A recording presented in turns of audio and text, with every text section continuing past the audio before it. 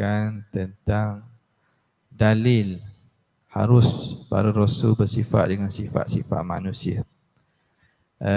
Dan kita baca sebelum ini pada matan dan kita teruskan lagi pada syarahnya yang di luar kotak itu.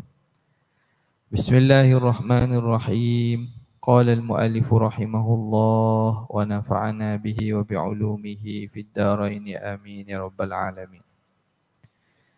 Kata pengarang, dalil harusnya para rasul bersifat dengan sifat-sifat manusia adalah penyaksian bahawa berlakunya perkara itu oleh orang yang sezaman dengan para rasul dan sampai perkara itu kepada generasi seterusnya secara mutawatir. Baik. Apabila membincangkan tentang harus pada rasul ini bersifat dengan sifat manusia ataupun para rasul ni manusia. Para rasul ni hakikatnya dia tu daripada jenis manusia. Maka mana bukti Nabi dan Rasul ni manusia? Buktinya ialah disaksikan, penyaksian. Maknanya tengok sendiri. Jadi penyaksian ni siapa yang saksi? Orang yang sezaman dengan Nabi dah. Orang yang sezaman dengan Nabi. Macam orang kata, mana bukti bahawa masjid Kubaikan ni ada? Atau masjid Tengku Tengah apa dia? Tengku Besar. Masjid Tengku Besar berada di Kubaikan. Buktinya orang tengok dia. Bukti memang ada situ. Bagi orang yang tengok, yang lihat, memang benda itu tidak dapat dinafikan. Orang yang tak duduk sini, orang yang tak pernah dengar pun tentang masjid ini, tak tahu. Dia tak akan tahu dengan cara tengok. Dengan cara tengok. Sebab apa dia tak tengok? Tapi macam mana dia tahu dan boleh yakin? Orang cerita ramai dan ada penceritaan daripada ramai pihak yang melihat bahawa masjid ini berada di Kubang Ikan. Masjid ini sifatnya bergiam. Masjid ini ada tempat wuduk terbuka contohnya. Jadi mereka boleh percaya itu kerana ramai yang cerita tentang perkara yang sama dengan bilangan yang mana mustahil bilangan tersebut tipu. Sebab semua orang cerita dengan maklumat yang sama. Tengok. Yang ni yang disebut dengan mutawatir. Maka begitulah dalil para nabi dan para rasul bersifat dengan sifat manusia ialah penyaksian berlaku perkara itu oleh orang yang sezaman. Orang yang hidup sezaman dia tengok sendirilah. Nabi ni manusia, bukan jenis jin, bukan jenis malaikat. Dan perkara itu sampai kepada generasi seterusnya secara mutawatir. Jadi penyaksian ni benda yang tak boleh nak tolak. Dia membawa kepada ilmu yakin. Yakin yang betul, yang teguh. Orang tak boleh nak tolak benda ni. Kemudian juga mutawatir. Khabar mutawatir juga membawa kepada ilmu yakin. Yakin yang tidak ada tolak bandingnya. Maka para nabi dan para rasul ini memang manusia. Pertama dengan sebab disaksikan oleh orang yang bersezaman dengannya. Yang tidak sezaman dengan nabi dan rasul mendapat cerita itu dengan cara mutawatir. Mutawatir maknanya berita yang diriwayatkan oleh orang yang ramai, yang mana bilangan mereka itu, ramainya mereka itu mustahil mereka menipu. Mustahil mereka berdusta tentang benda yang mereka beritahu. Itu membawa kepada ilmu yakin. Sebab itu Al-Quran ni yang kata Quran kita ni mutawatir. Quran kita ni mutawatir. Apa makna mutawatir? Quran kita ini diriwayatkan oleh ramai, bilangan yang ramai, daripada bilangan yang ramai sampai kepada zaman penurunan Al-Quran itu. Jadi kerana ramainya bilangan ini yang mana membawa yakin kepada kita, takkan tipu. Sebab semua orang daripada zaman dulu baca Quran hok ni, yang mana sebelum tu juga baca Quran yang serupa, sampailah pada zaman Nabi, sahabat dengar Quran yang sama. Kan itu orang tak boleh nak nafikan ketulinan Al-Quran. Sebab dia dibawa dengan jalan mutawatir. Ini tidak ada pada bangsa lain dan juga agama lain, tak ada gini. Tak ada. Kitab-kitab mereka tak tahu. Betul ke tak tahu. Kitab mereka ni ada macam-macam versi pun ada. Versi macam-macam versi. Tapi Al-Quran kita carilah di mana-mana memang bacaannya begitu. Yang bezanya riwayat dan juga qiraat. Hak tu cara sebutan, tapi tetap pada bacaan dan juga kita kata Al-Quran yang sama. Cuma cara sebutan tu berbeza. Tetap pada benda sama. Bahkan cara sebutan sekalipun yang berbeza dengan qiraat-qiraat 10-nya, riwayat-riwayat yang ada daripada qiraat daripada 10 itu juga diambil dengan cara mutawatir. Maknanya orang nak sebut sebarangan tak boleh. Tak. Nak sebut sebarangan tak boleh. Masjid ni ada tak? Saya tengok kelas Ustaz Muhad ajar. Berkaitan dengan Quran dan juga riwayat. Maka bacaan yang berbeza sekali tu pun memang diambil dengan cara mutawatir juga. Maknanya orang nak sebut wadduhi ke, wadduha ke, nak sebut dengan sebutan tu juga diambil mutawatir. Bukan makna reka-reka. Asal boleh sebut ya. Bunyi lewel-lewel sikit apa. Tak boleh. Tak boleh. Tu kena ambil dengan cara mutawatir juga. Sebab itulah kitab suci Al-Quran ini satu kitab yang Allah Ta'ala jamin. Inna nahnu nazzalna dzikra wa inna lahu lahafizun. Sesungguhnya kami menurunkan az-zikr Al-Quran ini dan kami sesungguhnya akan menjaga dia. Kami akan jaga. Baik. Itu cerita berkaitan mutawatir. Dan selepas penyaksian itu tidak perlu lagi kepada penjelasan. Dah kalau gini setara ni lah bahawa Nabi ni manusia dengan secara sahih Nabi ni manusia. Tak boleh nak tolak dah. Orang tengok dan juga datang cerita dengan cara bilangan yang tak boleh nak tengok. Macam kubur baginda Nabi, maqam Sayyidina wa Habibina Muhammadin sallallahu alaihi wasallam duduknya mana? Duduknya di Madinah dalam masjid. Tepi Raudah dalam bilik Sayyidatina Aisyah. Siapa boleh nafi? Tak ada orang. Sebab apa? Peristiwa Rasulullah dimakamkan di situ disaksikan oleh ramai. Yang mana cerita-cerita itu dibawa dan juga benda itu datang selepas daripada itu mengatakan begian dengan tidak ada seorang pun khilaf. Maka tentulah benda itu benar. Tapi kubur makam para Nabi lain tidak ada yang dapat disahihkan secara begitu. Tak ada. Waktu kita dapati kalau orang suka berjalan juga di negara-negara Timur Tengah, makam Nabi Nuh ada kata sini, ada kata sini. Ada. Makam Nabi Lut ada kata sini, ada kata kat lain. Ada dua orang ke seorang Nabi ni? Seorang je. Cuma dekat tempat mana tu? Itu berlaku khilaf. Kadang-kadang makam tu bukan merujuk pada ditanam jasad Nabi tu situ. Tetapi merujuk kepada tempat Nabi tu pernah singgah. Tempat yang Nabi tu pernah singgah. Sebab tu kita tengok ada beberapa tempat di kawasan di Turki, di Syria dan seumpamanya yang Nabi sama. Tapi makam dia ada lebih pada satu. Bukan dua orang. Orang satu je. Cuma kadang-kadang tidak dapat disahihkan. Dengar-dengar cerita saja. Dan boleh jadi tempat tu bukan tempat yang ada jasad para Nabi tu. Tetapi tempat tu Nabi tu pernah duduk atau pernah singgah. Maka dipanggil makam juga.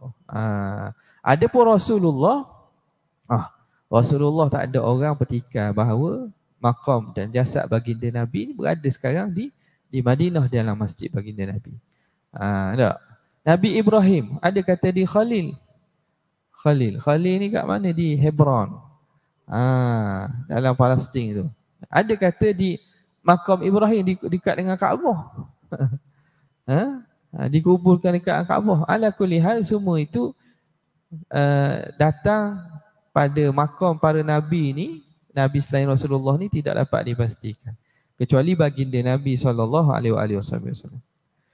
Para Rasul alaihimussalatu wassalam juga sakit, makan, minum dan juga berkahwin. Ambil mana Nabi ni sakit? Sahabat yang cerita. Sahabat tengok, makan, Nabi minum.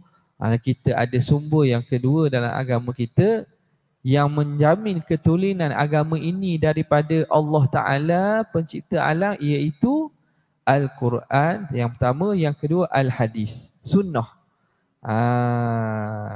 Sunnah.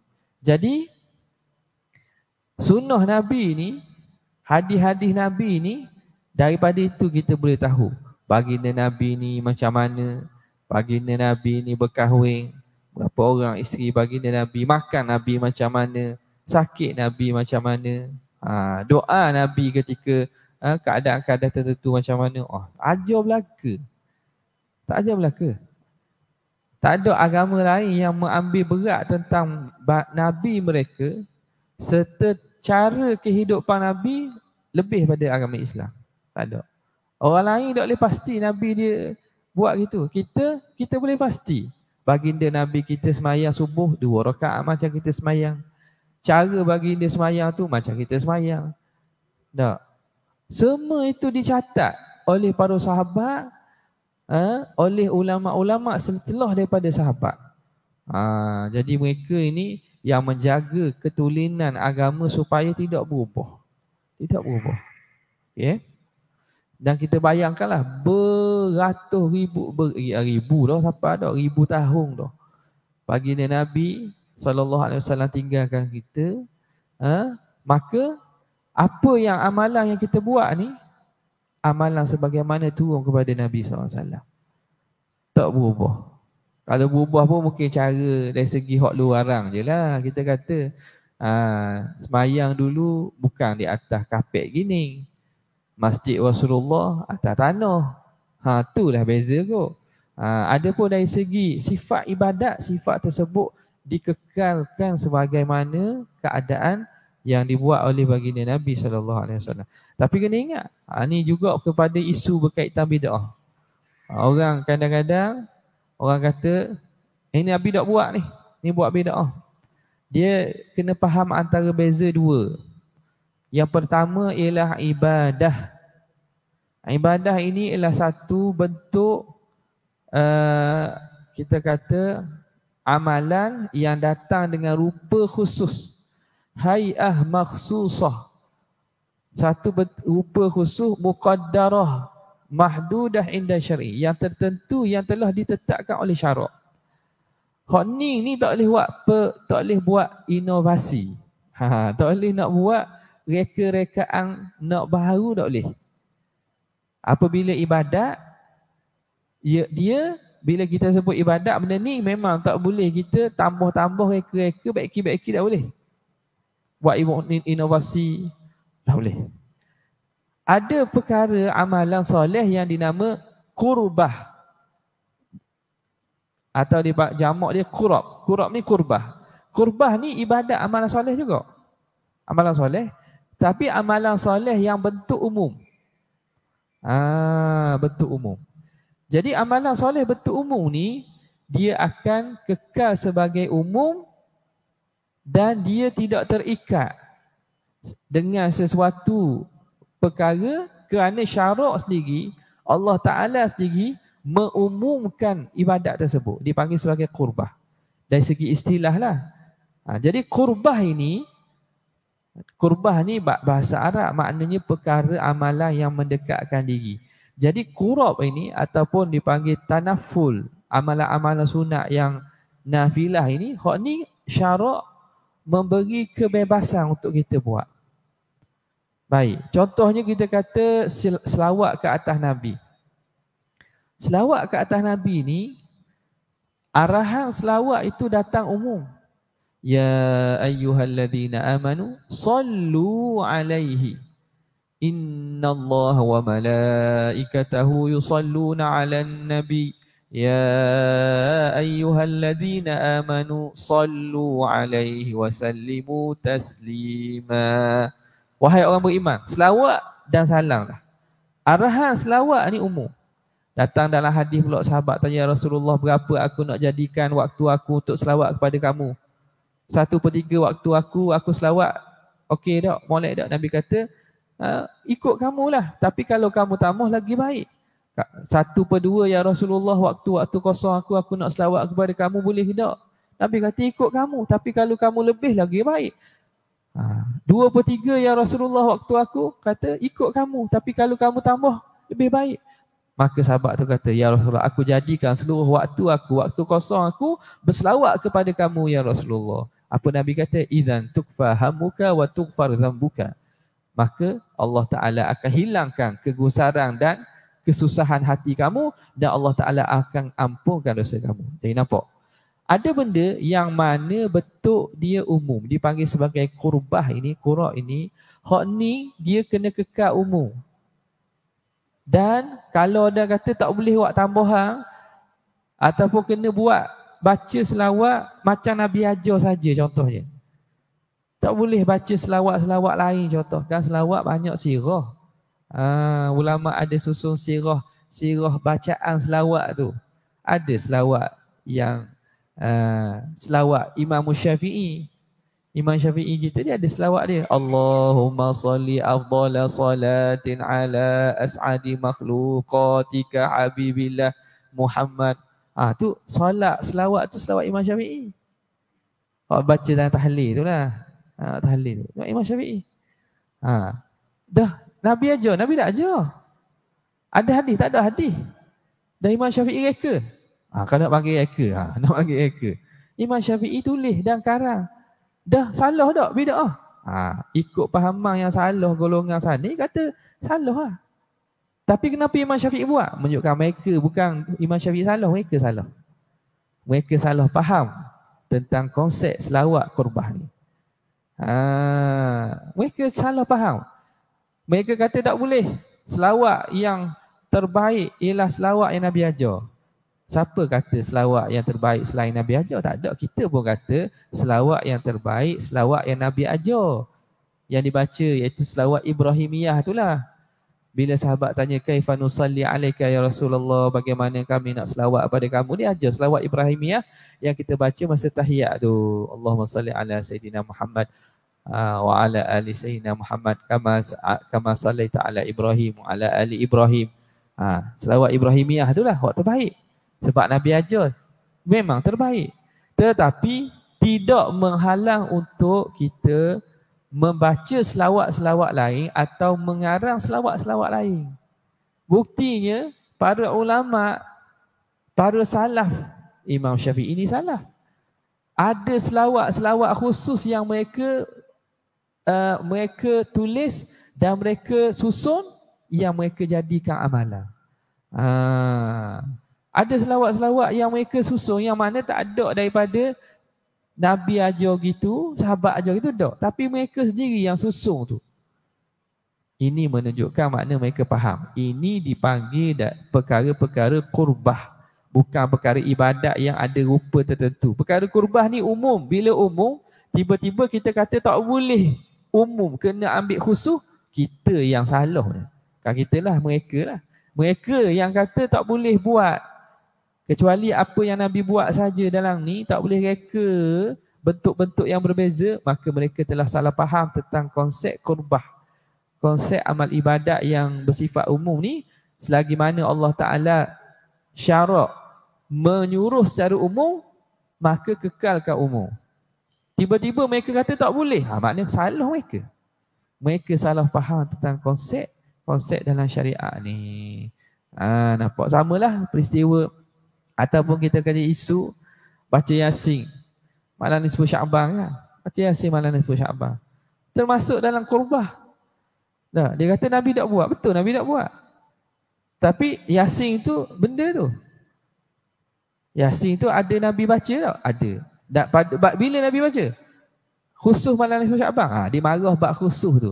Kita tidak menetapkan khusus. Cuma cara itu, cara yang disusun dengan i'tiqad dia bukan wajib. Orang tak mau baca pun tak ada masalah. Sebab itu ada masjid-masjid dia tak baca pun. Kadang dia buat dengan ceramah. Dah. Ataupun malas nak baca 3 kali, baca sekali. Nah, 3 kali lah. 3 kali tak mau baca 3 kali. Nak baca sekali, baca sekali. Menunjukkan mana masyarakat faham bahawa benda ini dianggap sebagai amalan bacaan Yasin, bacaan Al-Quran. Bila nak baca? Bacalah bila-bila masa pun. Dah buat apa pergi baca nisfu Sya'ban? Kerana nisfu Sya'ban ada kelebihan. Malam itu malam yang lebih, maka kita nak buatlah amalan-amalan yang dapat mendekatkan diri kepada Tuhan. Qurbah. Nampak tak? Jadi konsep itu, konsep yang kita kena faham. Kalau tidak, kita akan senang menghukumkan amalan yang mana tak sesuai dengan kita ni. Kita hukum bid'ah, kita hukum haram. Bahkan ada pula kata daripada baca Yasin baik kita tengok Gusti. Baik baca Yasin tengok TV. Boleh dia kata gitu pula. Ni tak boleh buat ni bid'ah ni. Bid'ah masuk neraka ni, Nabi tak buat. Dah buat boleh. Tengok TV, televisyen. Benda yang asal kebaikan, dia menyebabkan orang lari pada kebaikan, buat benda-benda maksiat. Kalau maksiat, kalau tak pun sia-sia. Nampak Baik. Jadi, apa yang diriwayatkan ni ialah diriwayatkan oleh para sahabat. Sahabat menyaksikan Nabi juga sakit, makan, minum dan juga berkahwin. Kemudian, pengarang menjelaskan faedah berlakunya sifat-sifat manusia kepada para rasul dan nabi. Kenapa Allah Ta'ala jadikan nabi dan rasul ni manusia? Apa Allah Ta'ala buat dia manusia? Kenapa Allah Ta'ala tak buat dia malaikat ke? Sebab apa? Orang musyrikin Mekah dia persoal. Bukan persoal tujuan nak tahu kebenaran, tapi semata-mata untuk ingkar kepada Nabi. Mereka tanya, waqalu laula nuzila alaihi malak wa qalu laula unzila alaihi malak. Waqalu, mereka berkata, laula unzila alaihi malak. Kenapa tak turunkan malaikat? Nabi Rasul ni buat bagi malaikat. Kami tak percaya Muhammad ni manusia macam kami. Ya'kulu ta'ama wa yamshi fil aswaq.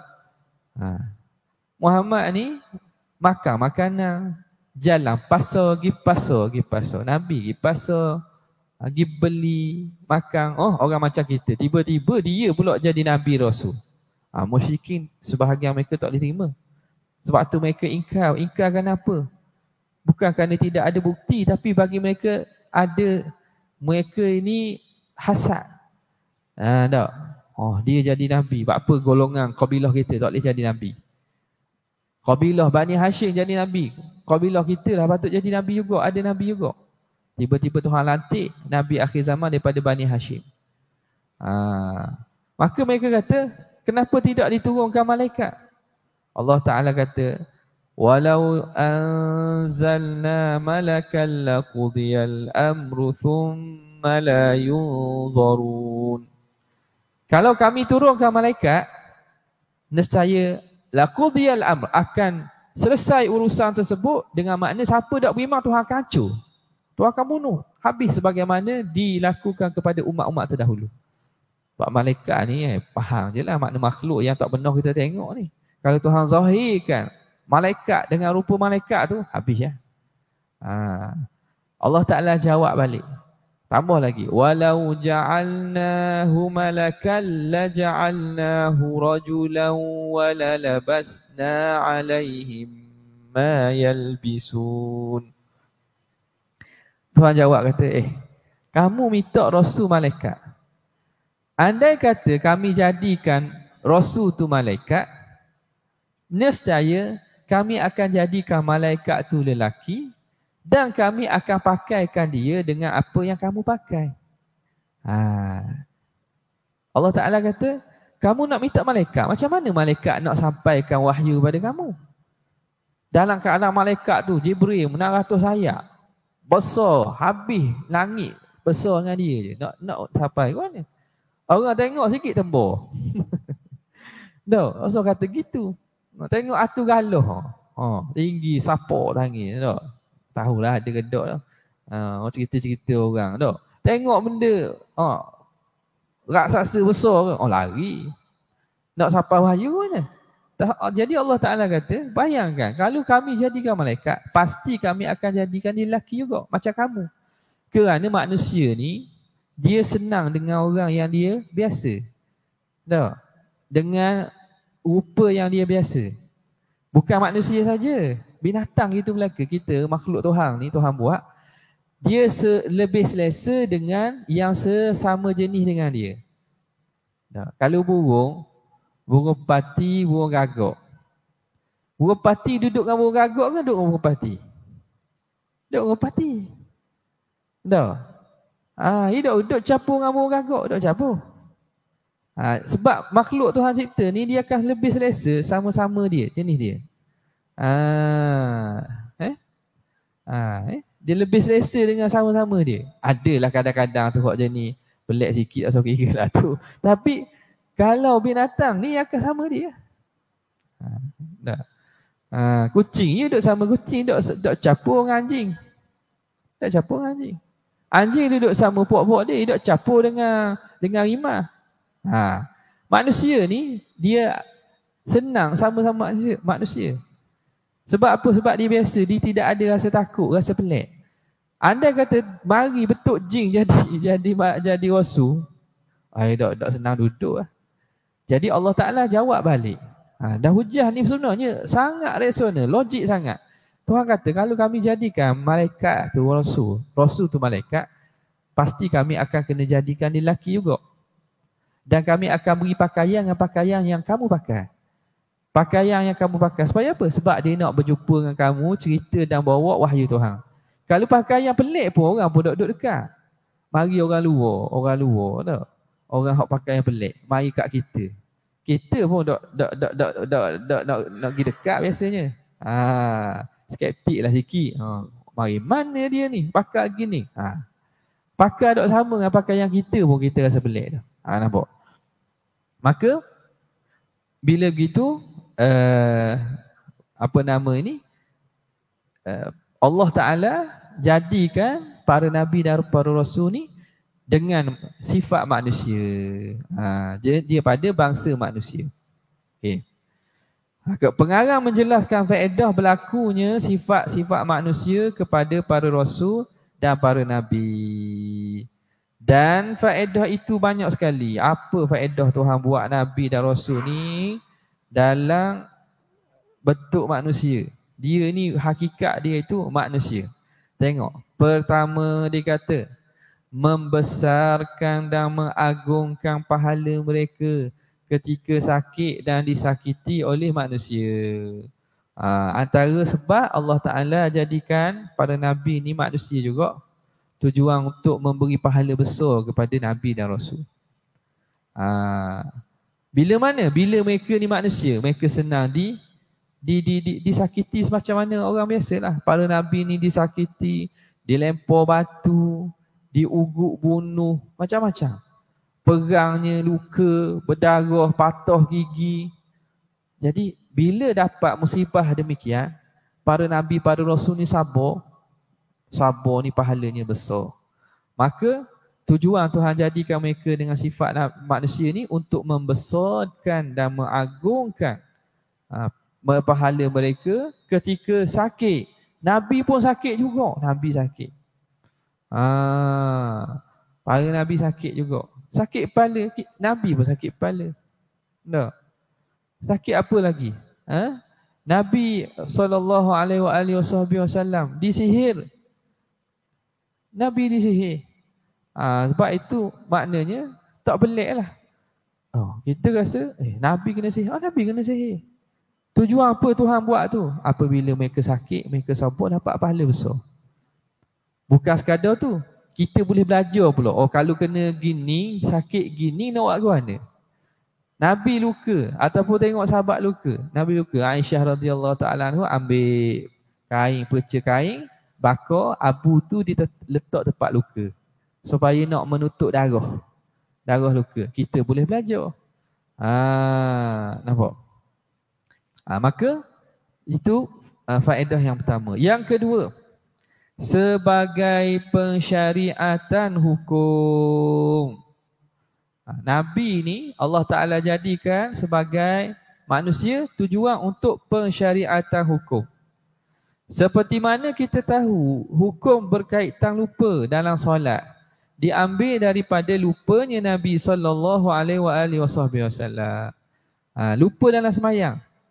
Jadi Nabi ni manusia ni sifat dia lupa. Wa ma summiyal insanu illa lilisyanihi wa ma awwalun nasi illa awwalu nasin. Tidak dinamakan manusia itu insan kecuali kerana lupanya. Al-nisyan, an-nas, dekat-dekat tu dia punya akar perkataan nun sin nun. Nasiya nun siya. Insan, dekat-dekatlah makna kalimah akar dia itu nun sin. Nisyanan, insanan. Dan tidaklah orang yang pertama lupa, manusia pertama kecuali orang yang pertama lupa, iaitu Nabi Adam. Nabi Adam, Allah Ta'ala sebut dalam Quran, وَلَقَدْ أَعْهِدْنَا إِلَىٰ آدَمَ مِنْ قَبْلُ فَنَسِيَ وَلَمْ نَجِدْ لَهُ عَزْمًا. Kami telah ambil perjanjian dengan Nabi Adam. Fanasiya, lalu dia lupa. Lupalah sehingga termakan pohon khuldi. Jadi manusia pertama ialah manusia yang mula-mula lupa. Nabi Adam lah. Maka berlaku lupa pada Nabi dalam ibadat solat ni. Maka kita tahu bagaimana nak buat. Nak buat ke mana kalau tinggal tahiyat awal. Jadi ulama ambil pedoman daripada lupa Nabi. Kalau Nabi tak lupa katakanlah, tak lupa. Tapi Nabi beritahu hukum tu dengan cara Nabi beritahu saja. Kalau gini, buat gini, buat gini. Dalam konsep pembelajaran, cara terbaik ajar ni ialah dengan buat. Buat. Kalau beritahu saja, boleh faham tapi tak sama dengan berlaku dan dibuat. Benda yang kita ajar tu kita buat, kita tunjuk, orang tengok. Waktu cepat. Budak-budak ataupun orang belajar. Kat sekolah pun sama. Kalau cikgu ni dia buat, benda yang berlaku eksperimen, dia buat, uji kaji, nampak. Benda itu lagi dekat dan lagi cepat untuk ingat, untuk faham. Berbanding kalau beritahu saja. Nampak tak? Kalau beritahu saja. Kalau beritahu saja ni payah nak dekat. Payah nak dekat. Okay? Maka Rasulullah berlaku pada diri Nabi. Bila berlaku pada diri Nabi ni, kita pun reti dan dia salah satu bentuk pengajaran yang paling efektif. Boleh tengok sendiri Nabi buat ke mana. Okay. Kalau contohnya rakaat tak cukup contohnya. Rakaat tak cukup semayang. Nak buat ke mana? Nabi ajar. Nabi ajar sehingga kita ni dapat pedoman. Sebab benda ini dan ulama' yang mengira lupa Nabi dalam semayang ni tak banyak. Tak lebih kurang 4 gitu je. Tak cukup sebelah tangan makna. 4 kali yang mana keadaan berbeza. Menunjukkan bahawa Nabi lupa ni bukan kerana lalai. Kita lupa lalai. Kita lupa dalam semayang kerana kita hanyut-hanyut. Bahasa ni hanyut. Hanyut. Tok Imam hanyut contohnya. Ingat ke rakaat akhir dah? Misalnya. Ataupun ingat ke apa nama ni tak cukup ke kita tambah. Hanyut. Kita dah ingat tahiyat awal. Sebab apa? Sebab kita lalai, kita hanyut. Nabi bukan sebab dia hanyut. Dia lalai. Tetapi Allah jadikan dia lupa tujuan pensyariatan kepada kita. Dan kita tahu bagaimana solat dalam keadaan sakit dan keadaan takut perang. Khauf. Takut ni khauf. Sakit nak semayang ke mana? Boleh semayang duduk. Dengan apa? Tengok cara Nabi semayang duduk. Jadi kita pun tak ada lah rasa susah. Kalau kita sakit pun, kita boleh duduk. Tu syarat sakit ya. Syarat sakit. Jangan dok sakit-sakit pun duduk juga. Kecuali semayang sunat. Sunat memang boleh lah. Dan keadaan takut perang. Bila perang, nak semayang tengah perang. Macam mana? Diajarkan juga. Daripada perbuatan Rasulullah sallallahu alaihi wasallam. Yang seterusnya menenangkan hati daripada dunia, tasliyah, at-tasalli minad dunya. Tasalli makna tujuan Allah Taala jadikan Nabi ni manusia untuk kita rasa tak serabut dengan dunia, menenangkan hati daripada dunia. Dan adanya kelazatan dan kerehatan ketika hilangnya nikmat dunia. Kita bila dapat susah di dunia, kita rasa tenang sahaja. Itu maksudnya. Tenang daripada dunia, makna kalau hilang atau ditimpa musibah dunia, kita tidak cepat buat reaksi-reaksi yang makna tak patut. Tak cepat meleting. Kita tenang sahaja. Sebab apa? Nabi kena teruk lagi. Para Rasul kena teruk lagi. Musibah berat pada kita lagi. Mereka tetap yakin. Mereka tetap sabar. Jadi bila kita tengok kehidupan Nabi dan Rasul gitu, maka bila berlaku musibah dan juga kepayahan pada kita, kita akan jadi tenang. Kita ni alhamdulillah kena gini. Tuhan tak boleh lebih lagi. Para Nabi kena lebih lagi. Mereka bertenang. Jadi dia akan menenangkan hati kita daripada dunia. Dan adanya kelazatan dan kerehatan ketika hilang nikmat dunia. Ni lagi tinggi. Bila hilang nikmat dunia, bila dapat musibah, rasa seronok. Rasa rehat, rasa tenang. Hilang dunia, ada apalah. Tak ada dah. Habislah. Tak ada dah, selesai lah. Tapi payahlah. Nak faham, dapat hakikat qanaah. Hakikat kaya hati ni. Hakikat zuhud daripada dunia ni. Ia kena latih. Nampak tak? Kalau orang yang sentiasa dengan dunia, terikat dengan dunia, nak latih qanaah, payah. Payah. Seterusnya, memberi peringatan bahawa hinanya kedudukan dunia di sisi Allah. Antara fadilat Tuhan jadikan Nabi ni manusia, dan mereka ni susah dalam kehidupan mereka. Pada kebanyakan para Nabi dan Rasul ni, tujuan Allah Ta'ala nak beritahu bahawa dunia ni hina. Hina di sisi Allah Ta'ala. Tak ada harga, tak ada rega di sisi Tuhan. Dengan melihat oleh orang yang berakal akan keperitan yang dialami oleh para Rasul kerana rintangan dunia. Mana kita tahu dunia ni hina? Macam mana kita tahu dunia ni hina? Kita tahu dunia ni hina kerana kita tengok apa yang berlaku kepada Nabi dan Rasul. Bila kita tengok apa yang ditimpa kesusahan yang kena pada Nabi dan Rasul, kita tahu dunia ni bukan tempat yang molek. Dunia ni bukan tempat balasan.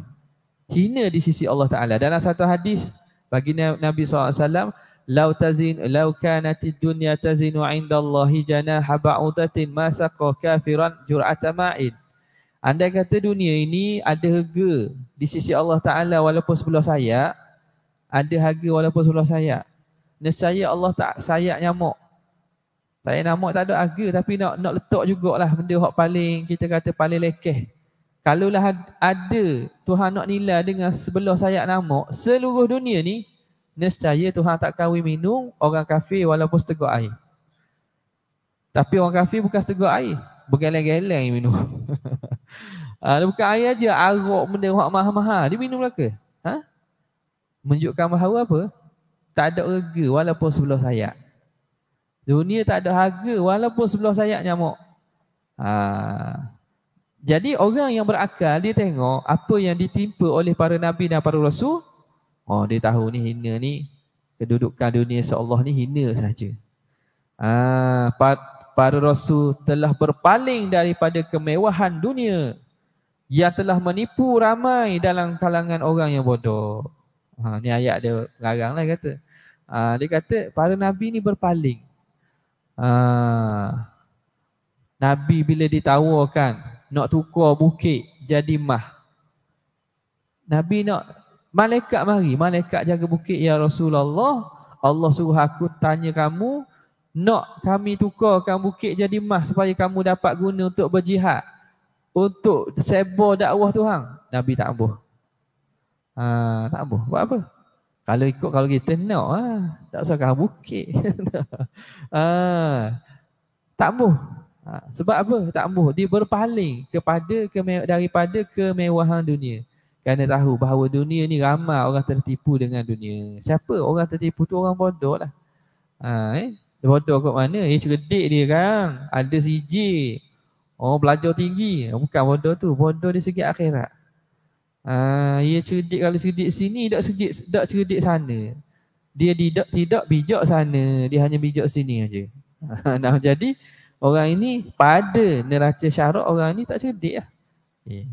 Nampak? Maka ini antara faedah-faedah yang ulama kata para nabi dan para rasul Allah Ta'ala jadikan dalam kalangan manusia.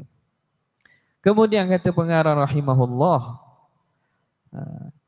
apabila orang yang berakal melihat keadaan para nabi di dunia, maka dia tahu bahawa dunia ini tiada nilainya di sisi Allah Subhanahu wa Ta'ala.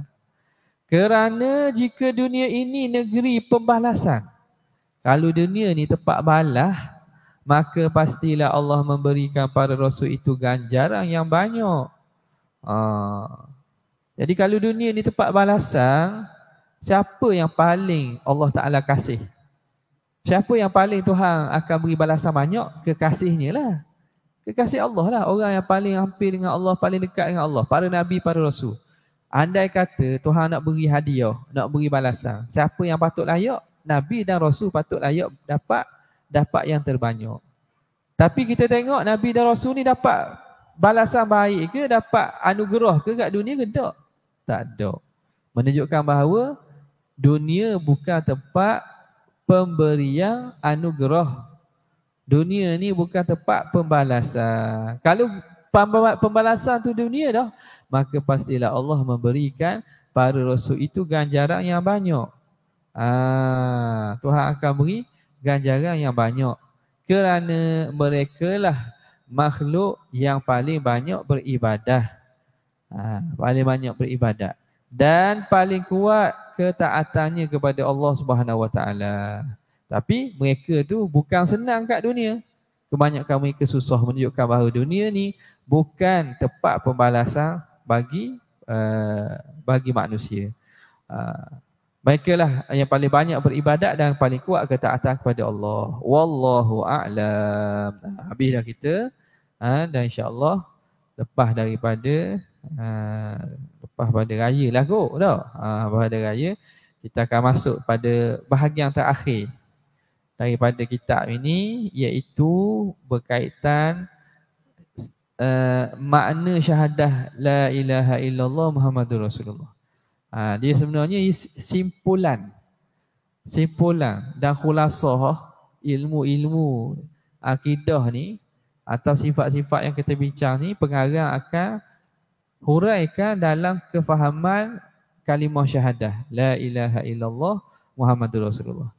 Tersipuk ni kata ni mana sifat iftiqar istighna ni 20 ni masuk dalam mana ni? Hak ni dalam makna dua kalimah syahadah.